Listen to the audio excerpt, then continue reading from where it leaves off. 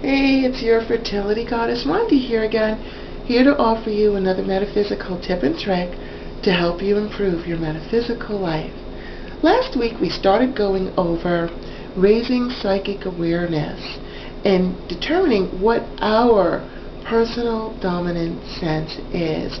The reason that we did that was because so much emphasis is put on psychic visions and what we can see for the future, when there are so many other senses that you can have that are just as valid, just as powerful, just as useful as psychic vision.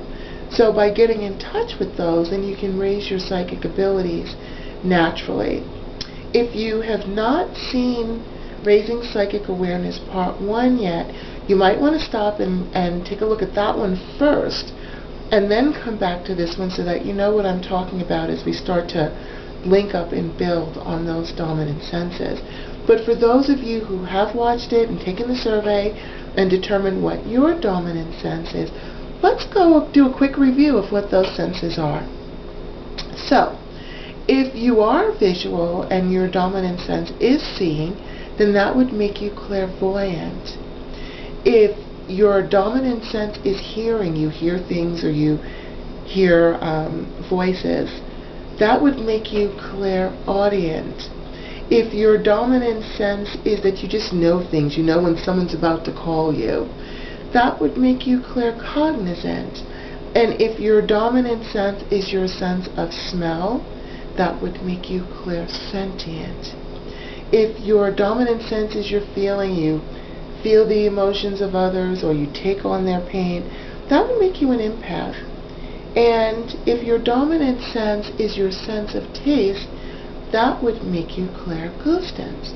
So what we're going to do is we're going to take those dominant senses, and you can have more than one sense that you're aware of, like you might have taken into 2 or 3 questions that represent 2 or 3 different senses, but you do usually have one dominant one. So we're going to build on that. If you have 3 of them and they're equally as strong, then you can just pick the one that you choose.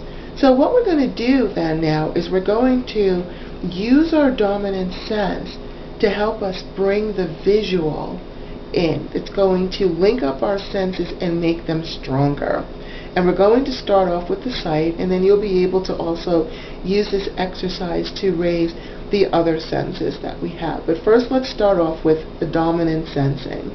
So the way this exercise works is if your dominant sense is other than visual, then we're going to engage that sense and bring the visual in. And we're going to start off with an orange. Why? Because an orange or orange juice, it's something that everyone pretty much has had some sort of experience with.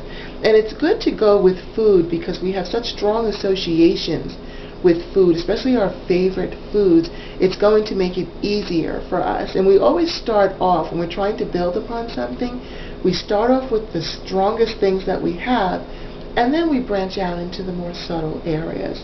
So I'm going to start off with an orange. If you hate oranges, you can use a peach, you can use a mango, a banana. If you hate fruit, use a hamburger, use a piece of fish, whatever it is that you want to use, go ahead and use it. I'm just going to use an orange because that's the most dominant association that I have, but you can use whatever works for you because, again, we are not cookies made from the same cutter. So just substitute the orange for whatever it is that you want to do. So if you are, if your dominant sense is your sense of taste, then what I would like for you to do is first try to see an orange. If you're not visual, try to see an orange. If you can't bring anything up or you just get a little glimmer, then I want you to actually taste an orange. Taste biting into an orange and the juice squirting out, or drinking a glass of orange juice, and then try to bring up the visual.